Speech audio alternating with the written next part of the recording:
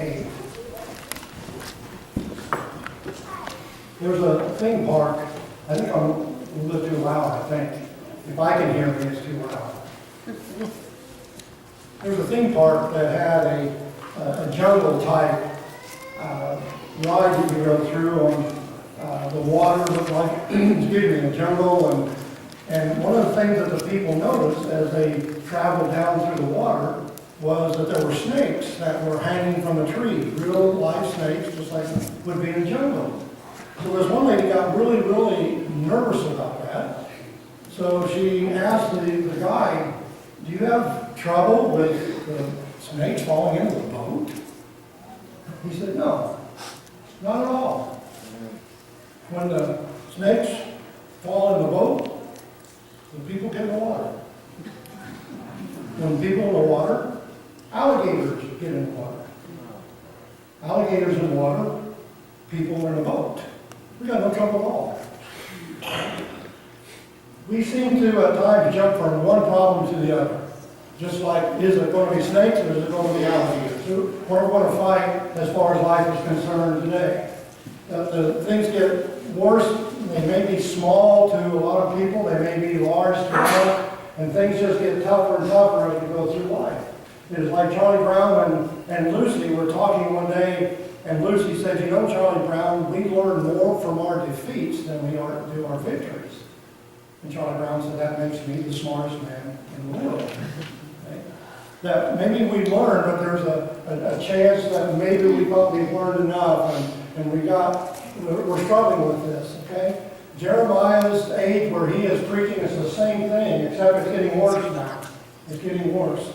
That our world is struggling. We are tired of fighting one thing after another, and it never seems like it comes to a place where we find some kind of peace, some kind of rest. And because of that, in this world in which we live, there are many people that live each day, but they're defeated. That's how they live their life. They don't expect anything. They're just kind of going through the motions. They've given up on any dream they might have had. And that's where we see the people of Judah, or especially Benjamin here in chapter 8 of Jeremiah. I want to read this to you. This passage, a couple of verses here have a special meaning to me, and I'll share that with you later on in the service. But in chapter 8 of Jeremiah, beginning in verse 18. O my comforter in sorrow, my heart is faint within me. Listen to the cry of my people from a land far away. Is the Lord not in Zion? Is their king no longer there? Why have they provoked me to anger with their images, with their worthless foreign idols? The harvest is past, the summer has ended, and we are not saved. Since my people are crushed, I am crushed. I mourn, and horror grips me. Is there no balm in Gilead? Is there no physician there? Why then is there no healing for the wound of my people? Randy gave his communion meditation, and one of the things that he talked about is our responsibility, our privilege to share the message of Christ with those people around us. The very basis of this, folks, is the question, when we look around in the world in which we live, does it hurt you that people are going through what they're going through?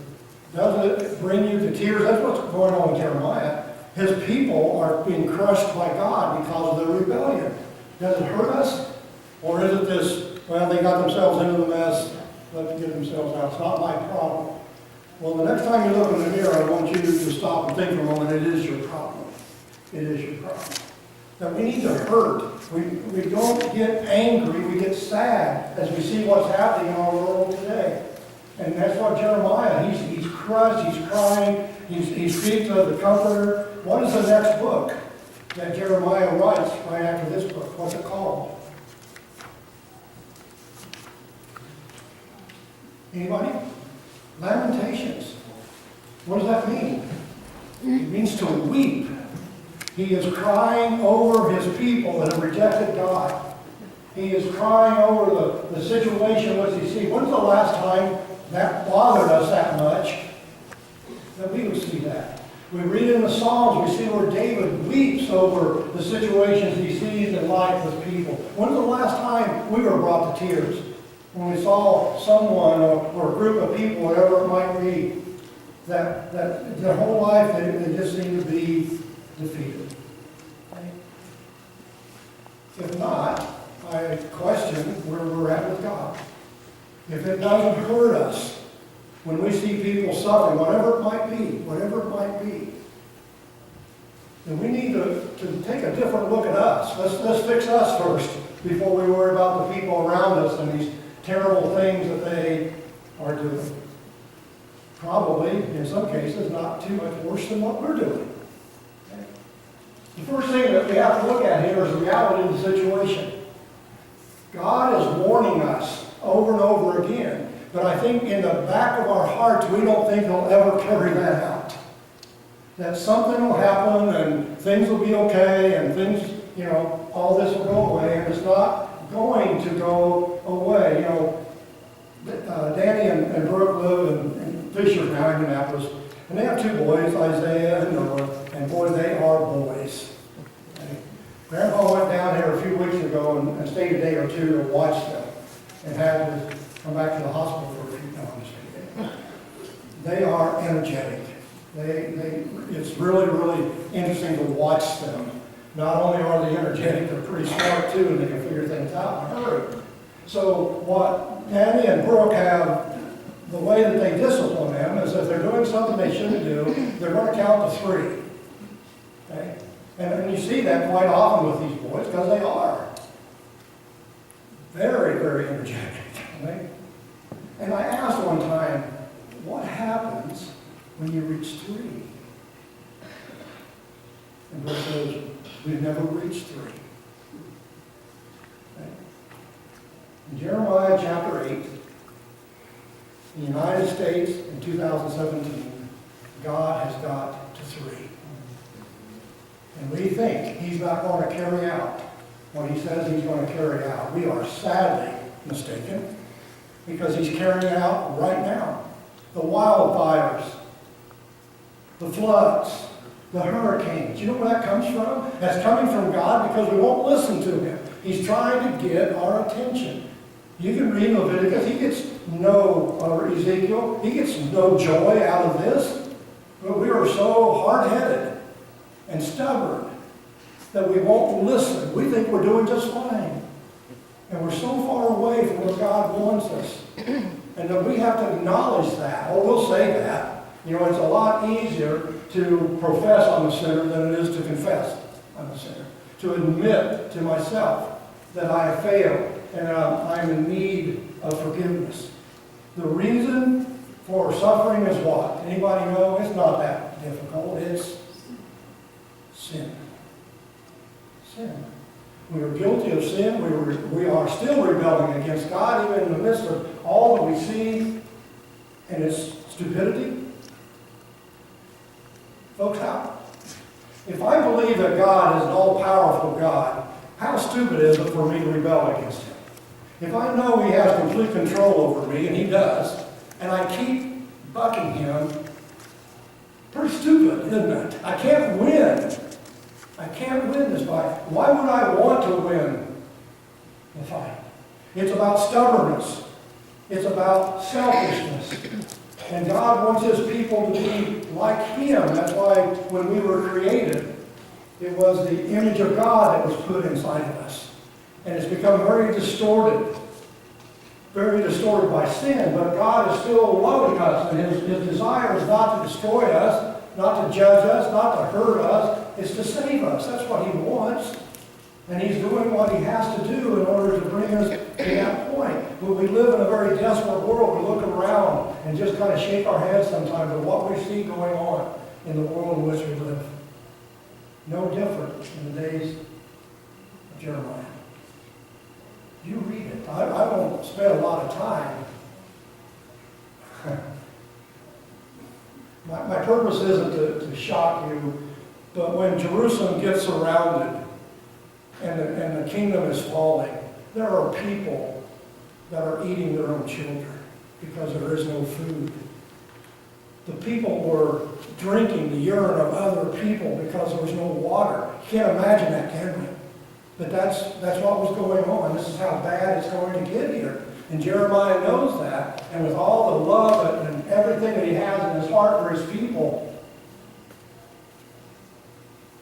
he sees that it's not going to change. Maybe that's the problem. Do you think it is that we don't love people? You think maybe it doesn't hurt us when we see people suffering? The other morning I took Owen to school, and there was a gentleman, I'm not going to mention names with this, but he lives in the vicinity of the school where Owen goes, and one of the things that I noticed when I pulled away was that he had a flat tire. Now that's bad enough, isn't it? Okay? But I thought, wow, it was really flat. It wasn't just going down, it was flat. And when I saw him later, I stopped to talk to him. Somebody had slipped all 4 tires that were facing the street, 2 on the trailer, 2 on his truck. That bothered me tremendously. He found out that he did not have vandalism insurance.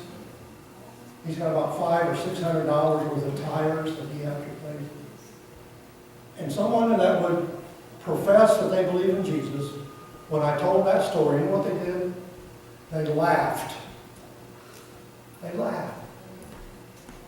And I just looked at him. That's not funny. What if it was you? See, we see people in different situations. Maybe that's the problem. We don't love them. We're supposed to, but maybe we decided not to because it might put us out.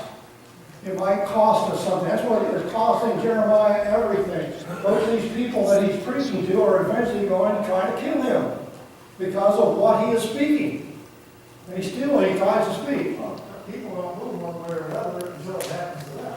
Yeah, oh, absolutely. That's just Absolutely. the way it is. See, it would be very, very easy, folks, for the first thing to do when someone has some kind of injury or illness or whatever it might be, put yourself in their spot. Because we don't know most of what those people are going through. Okay? What would you want people to do if it was you? How would you want them to react?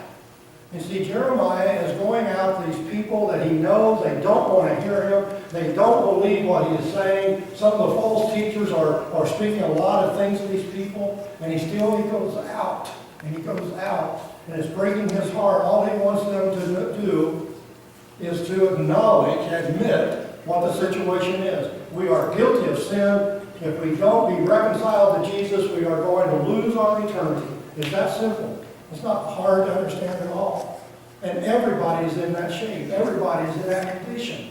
Okay? I was thinking about people that the suffering they go through, and I am in the position, and I enjoy what I do, but I hear a lot of stories about a lot of people that are hurting tremendously. And I'll bet you do too. I bet you could. Okay? And I know I can't help them, but I can direct them to someone that can help them. And that's what we need to be doing. That's what we need to be advancing these people. These people are suffering. Their heart aches. Their heart breaks. Their heart sick. Their enthusiasm for life is being lost. Now, why? It's our responsibility because we turned away from God. And now we see what life is like without God. I was trying to think of someone that would apply to this, what I'm talking about. And this is my picture of senior in high school. Humpty Dumpty sat on a wall. Humpty Dumpty had a great fall. And all the king's horses and all the king's men couldn't put Humpty Dumpty back together again. When I see people, it's pretty much what I see. All of us. Okay? This lady, John 8, she was caught in adultery. When Jesus saw this woman, we would gossip about her at the coffee shop. We would talk about her in different places. What did Jesus see when he saw this woman? Humpty Dumpty. Life has not treated her well. She's made mistakes. Gosh, that seems like us, doesn't it? But what did he do? What's the great line that Jesus speaks here? He that is without sin cast the first stone. And folks, there was one person in that whole scene that had every right to stone that lady, and he chose to forgive her. Okay? We have to look at people differently. They're hurting.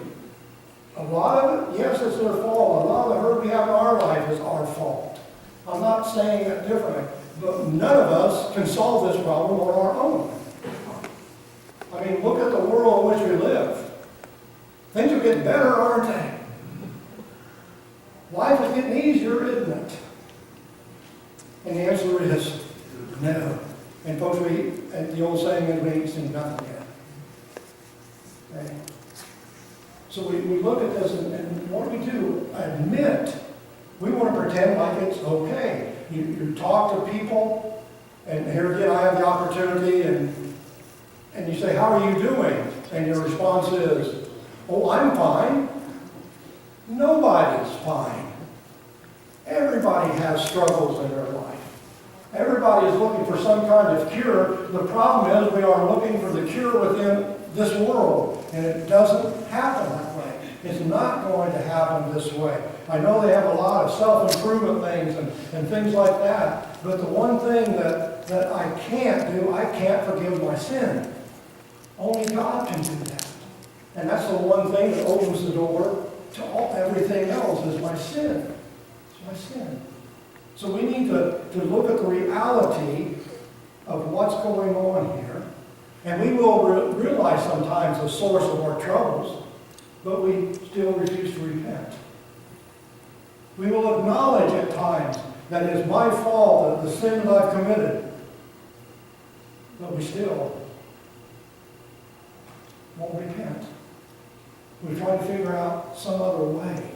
I talked with a person this week, and we talked for a long time, and everything that we came down to was he wanted everything to work out the way he wanted it to work out. And when it didn't, he couldn't handle it.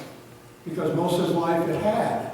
And now all at once, it doesn't happen that way. He couldn't handle it. I mean, we talked, and I don't know if I got through to anything at all with him at all. But he wanted it the way he wanted it. There's a lot of people in our world that it's that way, but we won't change when we see that it's doing bad things. It's harming bad things. We're hard-hearted. We pretend like it's okay.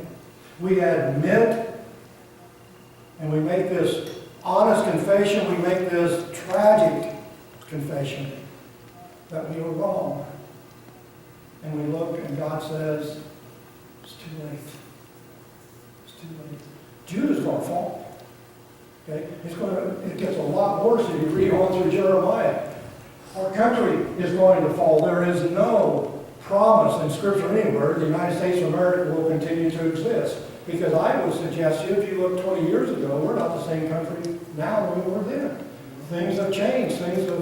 So I'm not saying it's going to fall. If we don't turn back to God, there is no hope. There is no hope. Who's going to do that if the church doesn't take the forefront of trying to help the people that are hurting them and bringing them back to God?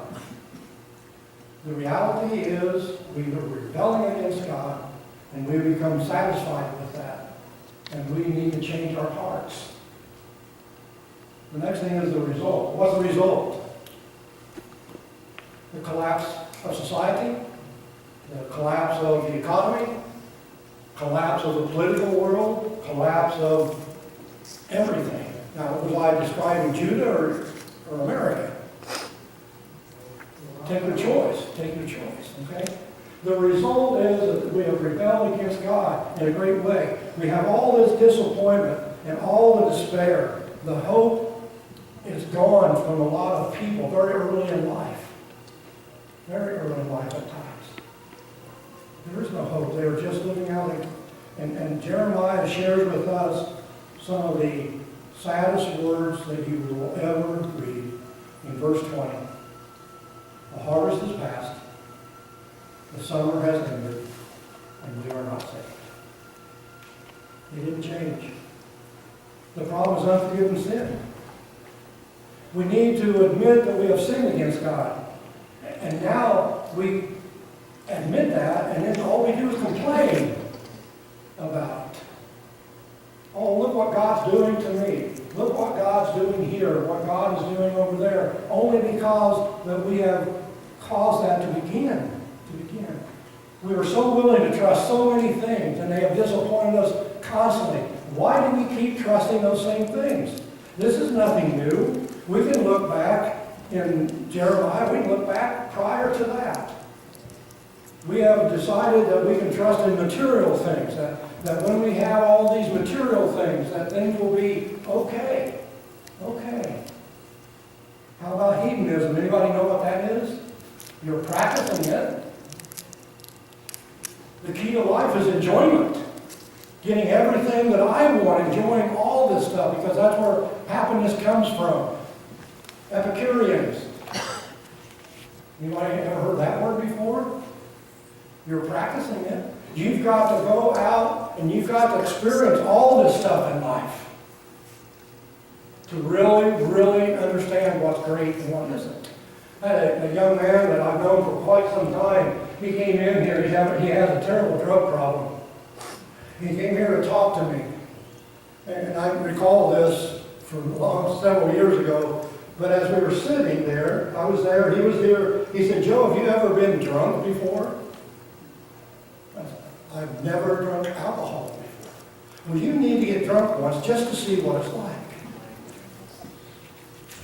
"Have you ever done a drug, ever got high?" "No." "Well, you need to once just to see what it's like." And my response was, "I don't have to jump into the sewer to know that it stinks." Amen. But we have, but that's what it tells you. You can't understand what it's like until you get high. Well, then I'm never going to understand what it's like. Okay? Why did you come to me for help? Why didn't I come to you for help? Okay? But that's the idea. You've got to experience everything in order to know what is really, really good in life, he says, and the world says. Humanism. There is no God. That started some time ago. You want to know where the basis of the theory of evolution comes from. It comes from this idea that there is no God. So if there is no God, there is no sin. I don't need to be forgiven, and it's not my fault that I wasn't come into being involved later when humans were more perfect. You see, I thought I was. Just kidding. Don't throw me. Well, humanity is getting better, isn't it? This world in which we live, I mean, you can see the people getting better, right? Doesn't seem to be happening that way, does it? Okay. But that's what we trust in. The New Age movement. We're not going to go into excuse me, a lot of that because the New Age movement is just the old lies that Satan told Adam and Eve in the garden. If you eat of this tree, you're going to become like God. Well, Adam and Eve fell down and didn't go up. Okay? They did in a matter in which they knew good and evil now. But they went down. Why do we keep believing in these things? Okay? When I lived over in Western Illinois, there was a radio program on a local station from Pittsfield that tried to help people with some of the problems they have. Not deep psychological problems, okay, but just, well, this lady calls one morning, and I don't know where I'm going to, I'm listening on the car radio. She said, "I have a problem. I have a skunk in my basement. How do I get that skunk out?" So the announcer, with all his knowledge, says, "You take a piece of bread and just put bits down leading out of the basement, and the skunk will eat that and he'll be out of the basement." Okay? She called the next morning. She said, "How can I help you?" She said, "I've got 2 skunks." That's kind of how the human part works, right? I know medications are necessary in some situations, but I am awed many times when they have this medication on TV, the commercial, all the possible side effects to it. And sometimes I'm sitting there thinking, I'd rather have the disease than all that, okay? We can't solve our problems. Okay? We can't. Because I know I'm repeating myself, I can't forgive my sin. Only God can.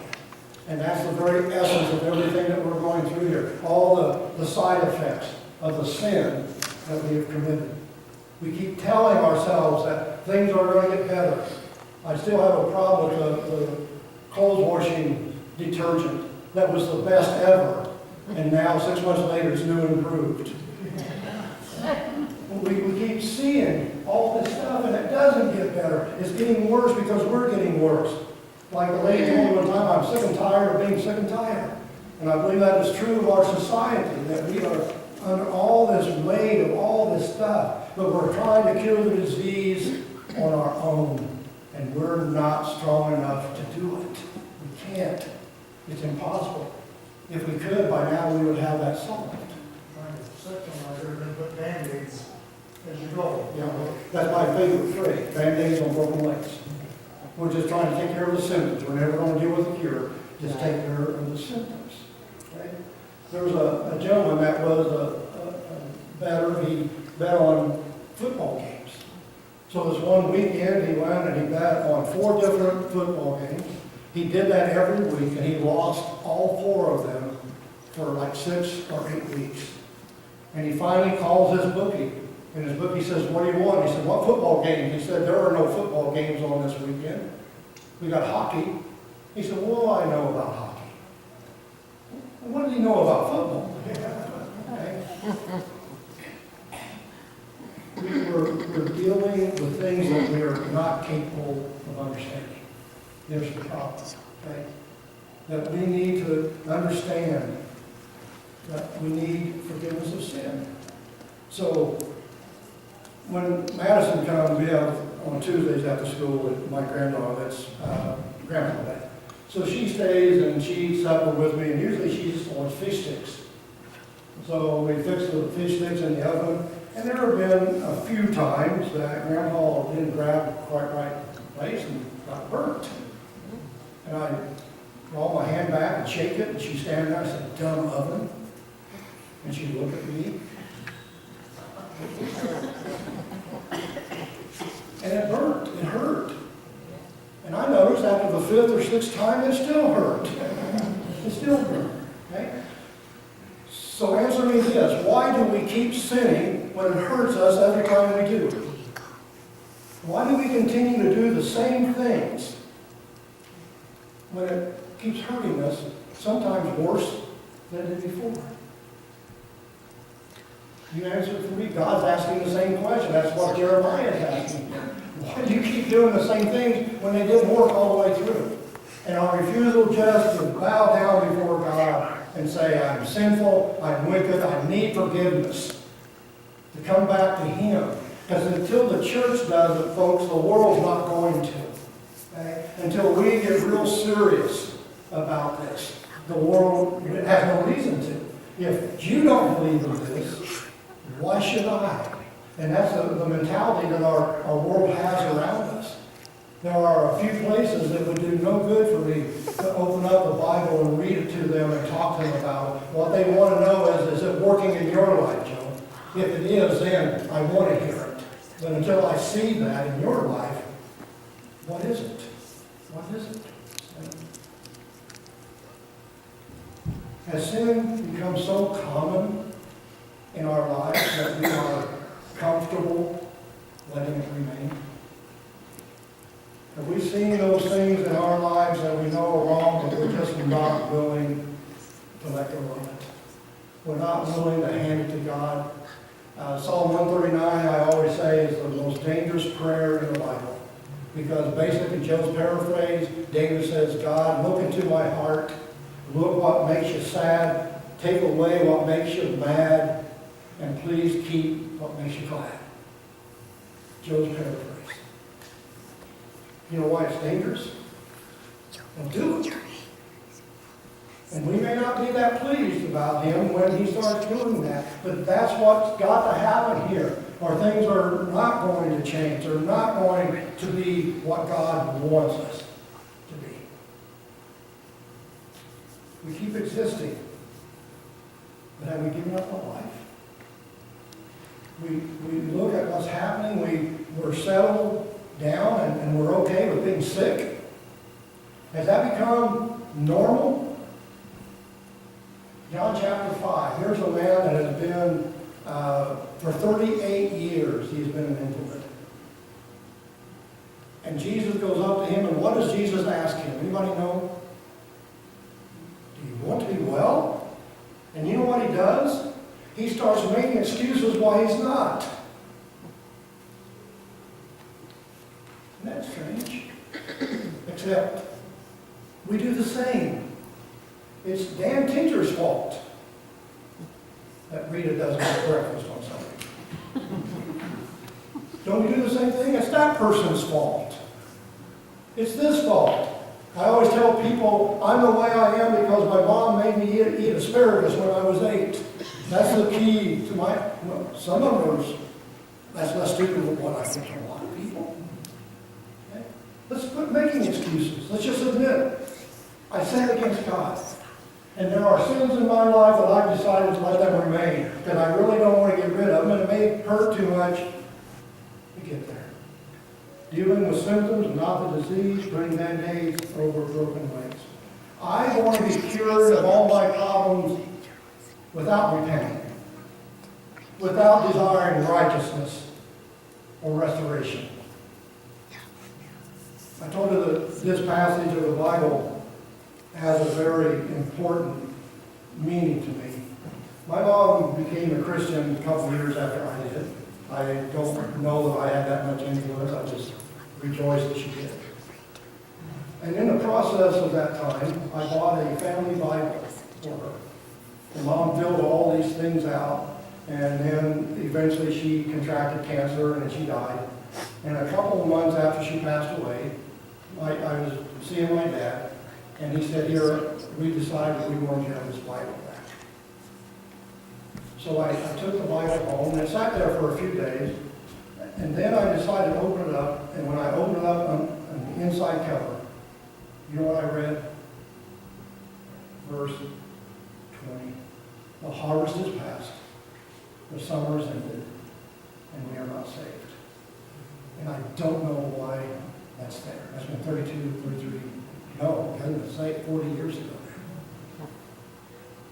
Which was about a family that was lost. Oh, what was it about?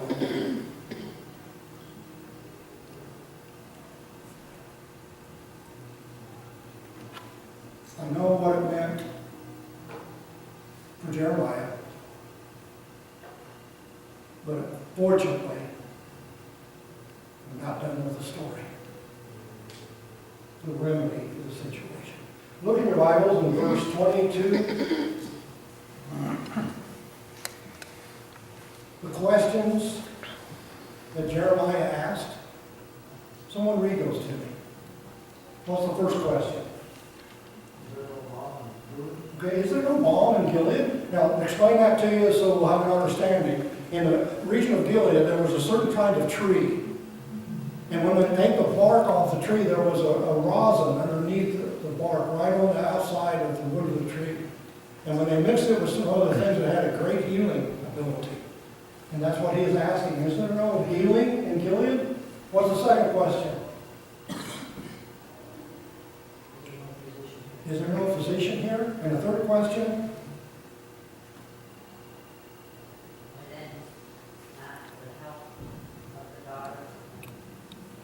Why then is there no healing for the wound of my people? And God's answer, there is. Is there balm in Gilead? Yes. Is there a physician there? Yes. But we won't go to the doctor. Jesus is called the great physician. There's a spiritual that was written comparing Jesus to be the balm of Gilead. We need to go to the doctor. Because this doctor has a unique cure. It's very effective. It works. It works. But will we go to the doctor? He can heal. And folks, I think that there are times that we forget this. Okay? Whether physically, spiritually, we can have that conversation. But this doctor can heal anything and everybody. I don't know what your problem is. I'm not going to say that he's going to give you a physical healing. If he chooses to do that, then he'll do that. That's his power to do that. But if he gives you the spiritual healing, that's what he gives to everybody. If you just go to the doctor, he has the very thing that I need. Why won't we? Why do we keep Jesus at an arm's length? Why do we play games with him like it's just a matter of having my sin forgiven? We think we're okay if I go to church and do religious things. Don't bet on it. Don't bet on it. No matter the problem, the great physician can heal you. Our biggest problem is what? Sin. He can heal me. He can cause me to become what God intended for me to become in the very beginning. You look in Romans chapter 5, he speaks of the second Adam. Jesus restores in us what Adam lost for us. He can heal me no matter what. No matter what. Think of the greatest struggle that you think you can have. Jesus can heal you from that. Jesus can see you through it. He can transform you. He can change you in a very, very great way. Those of us that feel rejected, abused, cast out, lonely, hurting, desperate, he can heal me of that and cause me to be what he intended for me to be. Humpty Dumpty sat on a wall. Humpty Dumpty had a great fall. All the king's horses and all the king's men couldn't put Humpty Dumpty back together again. But the king can. He can heal me. And that is the invitation that we have.